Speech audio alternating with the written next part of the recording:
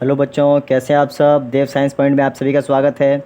जैसे हम क्लास 9 का साइंस का चैप्टर फर्स्ट कर रहे हैं, आज कोशिश करेंगे इस चैप्टर को कंप्लीट करेंगे। प्रीवियस वीडियोस में जो हमने है वो मैटर के बारे में पढ़ा था, कैसे उनका इंटर कन्वर्जिंग जो चेंज होता है उसके बारे में पढ़ा था, और कल जो हमने है वो थोड़ा सा एवोपरेशन वगैरह के बारे में पढ़ा था। टेम्परेचर और प्रेशर के बारे में भी हमने डिस्कस किया था। आज हम एवोपरेशन को डिटेल में डिस्कस करेंगे कि एवोपरेशन क्या होता है, इसके क्या इफ़ेक्ट्स हैं। तो हमारे पास जो आज का टॉपिक है वो एवोपरेशन है। The process of a conversion of a liquid into its vapour state at any temperature below in its boiling point is called the evaporation. मतलब क्या कह रहा है इसमें बेटा कि द प्रोसेस, ऐसा प्रोसेस जिसमें जो लिक्विड है वो किस में कन्वर्ट हो रहा है, लिक्विड के वेपर में कन्वर्ट हो रहा है। मतलब वेपर का मतलब गैस में कन्वर्ट हो रहा है। The process of a conversion, conversion में कन्वर्ट हो रहा है of a liquid, liquid into a vapour, liquid जो है वेपर में कन्वर्ट हो रहा है एट एनी टेम्परेचर, किसी भी टेम्परेचर के ऊपर। बट वो टेम्परेचर क्या होना चाहिए बेटा, बिलो द बॉइलिंग पॉइंट, उसके बॉइलिंग पॉइंट से ज़्यादा नहीं होना चाहिए। जैसे मान के चलो अब जो वाटर का बॉइलिंग पॉइंट है वो 100 सेल्सियस है, तो ये जो टेम्परेचर एवोपरेशन के लिए 100 सेल्सियस से कम होना चाहिए, 100 सेल्सियस से ज़्यादा नहीं होना चाहिए, ना ही 100 होना चाहिए। तो इसमें अगेन पढ़ते हैं कि प्रोसेस ऑफ अ कन्वर्जन, ऐसा conversion of a liquid vapours state at any temperature below its boiling point, जो इसके बॉइलिंग पॉइंट से क्या होना चाहिए बेटा, कम होना चाहिए, बॉइलिंग पॉइंट से कम होना चाहिए, उसको हम क्या कहते हैं, एवोपरेशन कहते हैं। नोट करने वाली बात क्या है इसमें बेटा, the particles have a higher kinetic energy, K E का मतलब क्या होगा, kinetic energy on surface as comparatively in the bulk. अगर कोई पार्टिकल्स एक इकट्ठे हैं, एक साथ हैं, किसी वेसल के अंदर है या किसी चीज़ के अंदर अगर एक साथ हैं, और कंपेरिजन में वही पार्टिकल्स जो है किसी सरफेस के ऊपर होंगे बेटा, तो सरफेस के ऊपर उनकी जो काइनेटिक एनर्जी क्या होगी, ज़्यादा होगी। जैसे मान के चलो अगर ये हमारे पास एक कोई ग्लास है या वेसल्स है, इसके अंदर पार्टिकल्स ऐसे पड़े हुए हैं। अब अगर मैं इसको कंपेयर करूँ, यही सेम पार्टिकल इतना ही अमाउंट जो है यहाँ सरफेस के ऊपर है, यहाँ सरफेस के ऊपर पड़ा हुआ है, तो क्या होगा बेटा, इससे जो ज़्यादा एनर्जी होगी इस वाले पार्टिकल्स के अंदर, क्योंकि ये यहाँ सरफेस के ऊपर है, तो यहाँ पर पार्टिकल्स की जो एनर्जी वो ज़्यादा होगी। फैक्टर की अगर हम बात करेंगे कि भाई कौन कौन से फैक्टर हैं जो एवापोरेशन पर इफेक्ट करते हैं, फैक्टर इफेक्ट्स ऑन एवापोरेशन, तो हमारे पास जो इसके 4 फैक्टर होते हैं। द रेट, रेट हमेशा याद रखना, यहाँ पर रेट का मतलब होगा speed. The rate of evaporation depends upon the surface area. अब यहाँ पर पहला कौन सा हमारे पास सरफेस एरिया है, दूसरा कौन सा टेम्परेचर है, फिर ह्यूमिडिटी है और विंड स्पीड है। मतलब 4 इसके फैक्टर हैं, जिन चारों फैक्टर्स पर जो है एवोपरेशन या तो बहुत तेज़ होगा या फिर जो बहुत स्लो होगा, ये डिपेंड करता है इन 4 फैक्टर पर। पहला फैक्टर कौन सा हमारा, सरफेस एरिया, दूसरा टेम्परेचर है, तीसरा ह्यूमिडिटी है और चौथा हमारे पास जो विंड स्पीड है। अब पहले बात करेंगे बेटा सरफेस एरिया की बात करेंगे हम। तो सरफेस एरिया की अगर हम बात करते हैं, the surface area is increased, the rate of evaporation increased.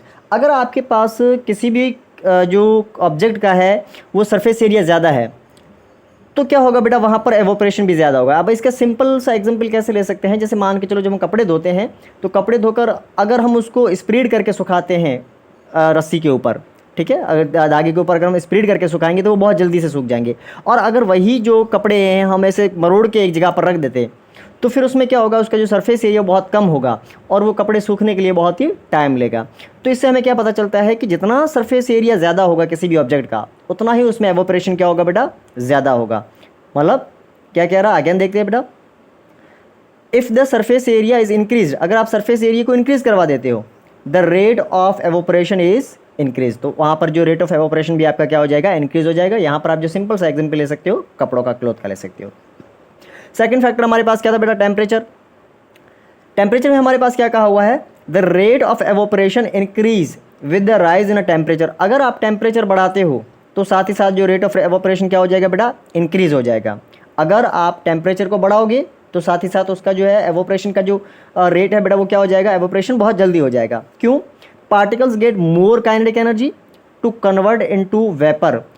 अब यहाँ पर जो है जो पार्टिकल्स को जो है काइनेटिक एनर्जी, बहुत ज़्यादा एनर्जी मिल जाएगी। बहुत ज़्यादा काइनेटिक एनर्जी मिलने से वो है बहुत जल्दी जो है वेपर में कन्वर्ट हो जाते हैं। In hot summer days vaporisation is fast than winter और अ क्लाउडी डेज। आप देखते हो कि गर्मियों में जो है कपड़े वगैरह बहुत जल्दी से सूख जाते हैं, एज़ कम्पेयर टू अगर हम बात करते हैं बेटा विंटर के सीज़न में, या फिर जो क्लाउडी डेज़ होते हैं, मतलब जो बारिशों का मौसम होता है, बादल घेरे हुए होते हैं आसमान पर, तो उस समय जो है कपड़े सुखाना या फिर कोई भी चीज़ का जो है एवोपरेट होना बहुत ही स्लो हो जाता है as compare to sunny days में, जो बहुत ज़्यादा धूप के जो दिन होते हैं। तो वहाँ पर क्या होता है, ज़्यादा टेम्परेचर होने की वजह से पार्टिकल्स के अंदर ज़्यादा काइनेटिक एनर्जी आती है, और जितनी ज़्यादा काइनेटिक एनर्जी आएगी उतना ही वो फास्ट जो है एवोपरेट होते रहेंगे। आगे हमारे पास क्या है, ह्यूमिडिटी। ह्यूमिडिटी का मतलब क्या होगा बेटा, कि जो एयर के अंदर पहले से ही वाटर पार्टिकल्स, वाटर वेपर्स जो है वो प्रेजेंट है। ह्यूमिडिटी का मतलब होगा जो पहले से ही हवा के अंदर जो है वो वाटर होंगे बेटा, प्रेजेंट होंगे। अब इफ़ ह्यूमिडिटी इज़ हाई, अगर जो ह्यूमिडिटी बहुत ज़्यादा है, the rate of evaporation decrease, evaporation का रेट क्या हो जाएगा, डिक्रीज हो जाएगा। कारण because the water vapour present in air, पहले से जो वाटर वेपर जो है वो एयर में प्रेजेंट है। The air can not hold more than definite amount of water vapour.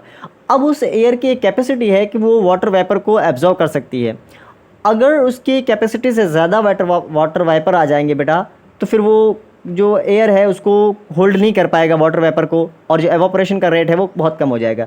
तो अब ह्यूमिडिटी कब देखने को मिलती है, जैसे बारिशों के मौसम में होता है। बारिशों के मौसम में आप कपड़े वगैरह सुखाते हो तो वो बहुत टाइम लेता है बेटा। कारण क्या है कि पहले से ही जो वाटर वेपर जो है वो एटमॉस्फेयर के अंदर प्रेजेंट है, और उसको ज़्यादा जो कपड़े वगैरह सुखाने में या फिर कोई भी चीज़ एवोपरेट होने में बहुत ज़्यादा टाइम लगता है। तो इसलिए ह्यूमिडिटी, मतलब हमने दो फैक्टर देखे, अगर आप सरफेस एरिया बढ़ाओगे तो वाटर वेपर जो है वेपराइजेशन इंक्रीज़ होगा, अगर टेम्परेचर बढ़ाओगे तो भी वेपराइजेशन इंक्रीज़ होगा। बट ह्यूमिडिटी है बेटा, अगर आप ह्यूमिडिटी को बढ़ाते हो तो जो वेपराइजेशन है वो क्या हो जाएगा, कम हो जाएगा। तो ये इन्वर्सली प्रोपोर्शनल है, ये दोनों डायरेक्टली है और ये इन्वर्सली है। लास्ट फैक्टर हमारे पास कौन सा, विंड स्पीड। अब विंड स्पीड में क्या होगा हमारे पास, increase wind speed, the particles of a water vapour move away and decreasing amount of water vapour in surrounding. अब क्या होगा बेटा, अगर आपके पास हवा बहुत तेज़ी से है, अगर तेज़ हवा चल रही है तो भी आपके पास वेपराइजेशन क्या हो रहा है, बहुत फास्ट हो रहा है। जैसे बारिशों के मौसम में हम बाइक वगैरह पर होते हैं, तो बारिश आने की वजह से अगर हमारे कपड़े भीग जाते हैं तो बाइक के ऊपर अगर हम जाते हैं तो वो जो आधे घंटे के अंदर कपड़े सूख जाते हैं। रीज़न क्या है उसका, कि उसको विंड लग रही है, हवा लग रही है। हवा लगने से जो है पार्टिकल्स बहुत तेज़ी से एस्केप हो रहे हैं वहाँ से, सरफेस एरिया से बहुत तेज़ी से एस्केप हो रहे हैं, बहुत तेज़ी से वहाँ से जो अवे हो रहे हैं। इस वजह से वहाँ जो क्या है, बहुत ज़्यादा एवोपरेशन हो रहा है। तो अगर विंड स्पीड ज़्यादा होगी, विंड ज़्यादा होगी तो भी जो है, अगर टेम्परेचर होगा तो भी वेपराइजेशन ज़्यादा होगा, और अगर आपके पास सरफेस एरिया ज़्यादा है तो भी आपके पास एवोपरेशन जो क्या होगा बेटा, ज़्यादा होगा। तो तीन फैक्टर हमारे पास क्या है, डायरेक्टली प्रोपोर्शनल है, मतलब अगर सरफेस एरिया बढ़ाओगे, टेम्परेचर बढ़ाओगे और विंड स्पीड बढ़ाओगे तो आपके पास एवोपरेशन ज़्यादा होगा। बट अगर आपने ह्यूमिडिटी बढ़ा दी तो एवोपरेशन क्या हो जाएगा बेटा, कम हो जाएगा। इस चीज़ का आपने ध्यान रखना है। नेक्स्ट टॉपिक हमारा क्या रहेगा बेटा, नेक्स्ट टॉपिक में हमारे पास है एवोपरेशन काज कूलिंग इफेक्ट। अब देखो, एवोपरेशन होने के बाद जो है हमें थोड़ा सा कूल्ड महसूस होता है। कैसे, गर्मियों के मौसम में जब हमें गर्मी होती है बेटा, गर्मी होने के बाद जब हमारे कपड़े पूरे भीग जाते हैं तो हमें थोड़ा सा वहाँ पर जो है कूल्ड फील होता है, मतलब जो ठंड जैसा महसूस होता है। एक्चुअल में ठंड नहीं लगती, बट थोड़ा सा जो एरिया जहाँ पर गर्मी हुई है, जहाँ पर स्वेट हुआ, पसीना हुआ हमें, वो एरिया क्या लगता है, हमें थोड़ा सा कूल्ड लगता है। तो इसका रीज़न क्या है, in open vessels liquid keeps evaporating. अगर आप ओपन वेसल में अगर लिक्विड को रखते हो तो वो हमेशा क्या करता रहता है बेटा, एवोपरेट होता रहेगा। The particle of a liquid absorb energy from the surrounding to regain the energy lost during evaporation. This absorption of energy make surrounding cooled. अब क्या होगा बेटा, अगर आपने कोई वेसल खुला रखा हुआ है, उसके अंदर रहेगा जो पानी एवोपरेट होता रहेगा, पानी क्या होता रहेगा, एवोपरेट होता रहेगा। और पानी एवोपरेट होने की वजह से क्या होगा बेटा, जो आपके पास आसपास में जो वेसल है वो दोबारा क्या करेगा, एनर्जी को गेन करेगा। जैसे दोबारा एनर्जी को गेन करता है तो वहाँ का जो एरिया जो क्या हो जाएगा, वो ठंडा हो जाएगा। क्या हो जाएगा, वहाँ का एरिया ठंडा हो जाएगा। तो इस तरीके से आपने देखा होगा गर्मियों के मौसम हमारे पास मटके होते हैं, तो उन मटकों में आपने देखा होगा पानी बहुत ज़्यादा ठंडा होता है। रीज़न क्या है कि पहले तो उसमें जो पानी थोड़ा बहुत होता है वो एवोपरेट हो जाता है, और दोबारा उसी सरफेस के ऊपर वो को क्या बनाते हैं, कोल्ड बनाते हैं। तो यही इसका मेन रीज़न होता है। अब हमारे पास कुछ डेली लाइफ में जो एग्जांपल है उसको देख लेते हैं कि भाई डेली लाइफ में क्या क्या होता है। हमारे पास कुछ एग्जांपल्स जो हमने यहाँ पर लिए हुए हैं। When ice cooled water is keeped in a glass temper from the some time water droplets are absorbed on its outer surface. ये एग्जांपल हम पहले भी दे चुके हैं, पहले प्रीवियस क्लास में हमने डिस्कस किया हुआ है इस बात का कि अगर आप जो है किसी गिलास के अंदर पानी भरते हो, ठंडा पानी रखते हो आइस जैसा, तो आपने देखा होगा उसके गिलास के आसपास में क्या हो जाते हैं बेटा, वाटर ड्रॉपलेट्स आ जाते हैं। वो क्यों आते हैं, रीज़न क्या है इसका? तो इसके लिए लिखा हुआ है this occur as the water vapour present in the air. भाई वाटर वेपर जो पहले से एयर के अंदर प्रेजेंट है in glass of a glass chamber and gets cooled and condensed so form small water droplets। अब क्या होता है बेटा, पानी जो आपके पास जो आपने पानी लिया हुआ गिलास के अंदर वो बहुत ज़्यादा, उसका सरफेस एरिया बहुत ज़्यादा कोल्ड है, एरिया सरफेस जो बहुत ज़्यादा कोल्ड है ना। अब पहले से ही एयर के अंदर वाटर ड्रॉपलेट्स प्रेजेंट है, वाटर वेपर पहले से प्रेजेंट है। तो जैसे ही वो वाटर जो है ड्रॉपलेट्स, उनको अगर कोई कोल्ड प्लेस मिल जाती है, वो तुरंत आकर उससे कांटेक्ट में आ जाते हैं। और जैसे कांटेक्ट में आ जाएंगे तो पहले जो वेपर की पोजीशन सिचुएशन में थे, वेपर की जो स्टेट में थे, अब वो क्या बन जाएंगे, लिक्विड की स्टेट में आ जाएंगे। और फिर इस वजह से जो आपको वहाँ पर बाहर जो आपको पानी नज़र आता है, ड्रॉपलेट्स नज़र आते हैं।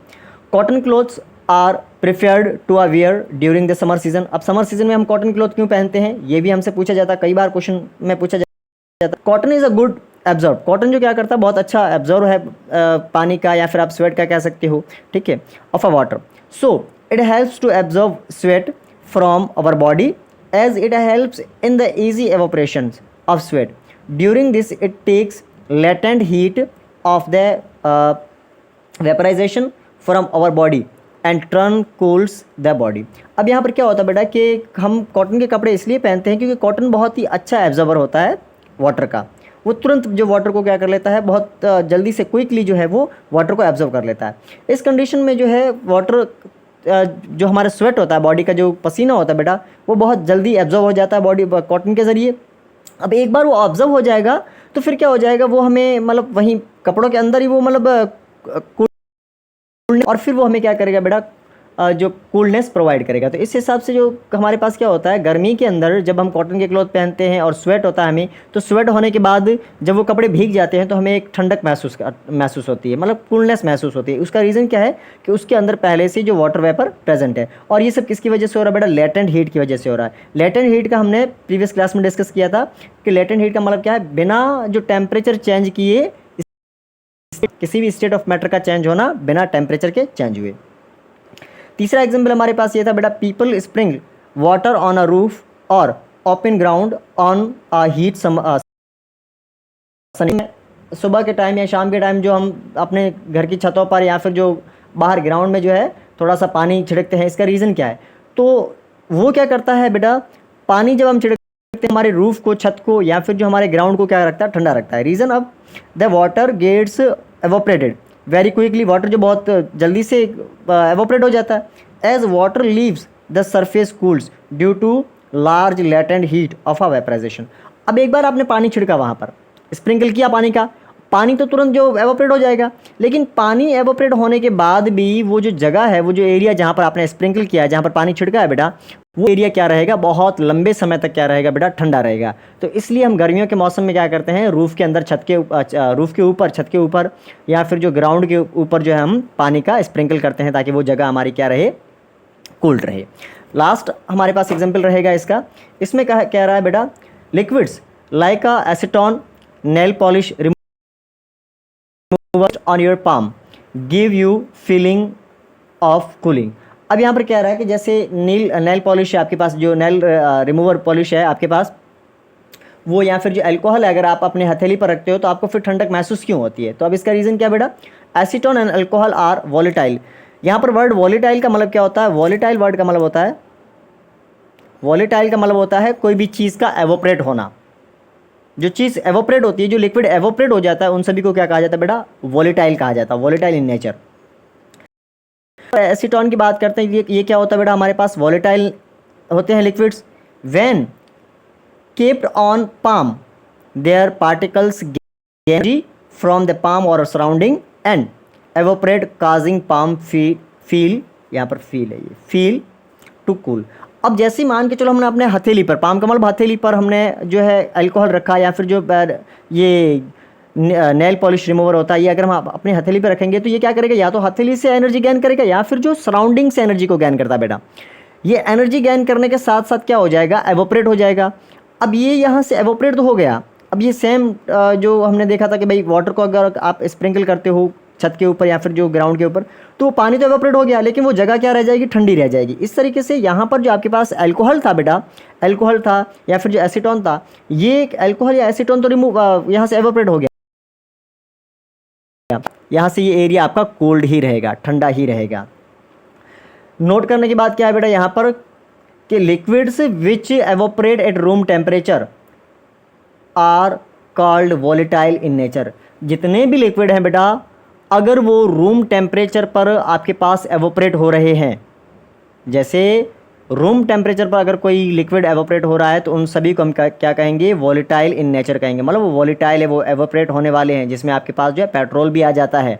ध्यान रहे इस बात का कि अगर कोई भी लिक्विड जो रूम टेम्परेचर पर एवोपरेट हो रहा है तो उसको हम क्या कहेंगे, वॉलेटाइल लिक्विड कहेंगे या वॉलेटाइल इन नेचर कहेंगे। इसी के साथ ये हमारा चैप्टर हो जाता है कंप्लीट।